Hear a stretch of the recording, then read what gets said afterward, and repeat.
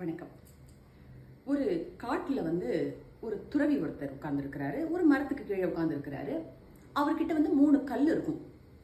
ஒன்று தலைக்கு கீழே வச்சுப்பாரு, இன்னொன்று இடுப்புக்கு கீழே, இன்னொன்று காலுக்கு கீழே வச்சு அது மேலே ஒரு தகர ஷீட் மாதிரி போட்டு அது மேலே தான் அவர் படுப்பார். பகல் நேரங்களில் அந்த கல்லை போட்டு உட்காந்துப்பார். இது அவரோட வழக்கம். ஒரு நாள் அந்த வழியாக அந்த நாட்டு ராஜா வர்றாரு. துறவியை பார்க்குறாரு. இவர் நல்லவராச்சே, இவர் இங்கே காட்டுக்குள்ளே கஷ்டப்படுறாரே, நம்ம அரண்மனையில் கூட்டு போய் நம்ம நல்லா பார்த்துப்போம் அப்படின்னு நினச்சிட்டு அவர்கிட்ட சொல்கிறாரு, நாளைக்கு நீங்கள் அரண்மனைக்கு சேர்ந்துருங்க அப்படின்னு. அப்போ துறவி சொல்கிறார், இல்லை இல்லை, நான் இங்கேயே இருந்துக்கிறேன், எனக்கு இதுவே சந்தோஷமாக இருக்குது அப்படின்னு. இல்லை இல்லை, நீங்கள் வந்து தான் ஆகணும் அப்படின்னு சொல்லிட்டு போயிடுறாரு. துறவிக்கு அதை மறுக்க முடியாது. ராஜா சொன்னது இல்லையா, எப்படி மறுக்க முடியும்?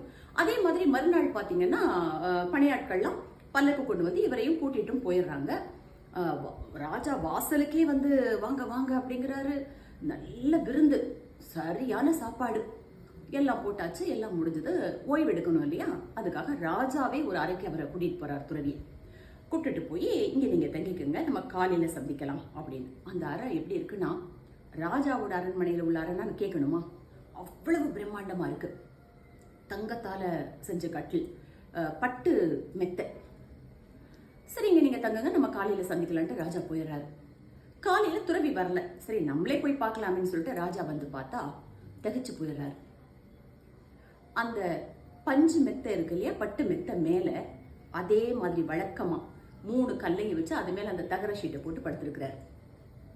ராஜா கேட்டாராம், சாமி, இவ்வளவு வசதிகளும் எவ்வளவோ அனுபவிக்கலாம், இங்கே இவ்வளவும் இருந்தோம், ஏன் நீங்க அதுல போய் படுத்தீங்க அப்படின்னு.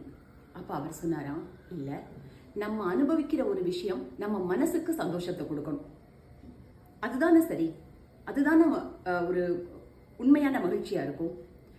மகிழ்ச்சி தராதது எதையுமே அனுபவிச்சு எந்த பலனும் இல்லையே அப்படின்னு அவரு சொன்னாராம். அப்பதான் ராஜாவுக்கு புரிஞ்சுதான் எவ்வளவு ஒரு மனப்பக்குவம் அது அப்படின்னு அவருக்கே புரிஞ்சுதாங்க.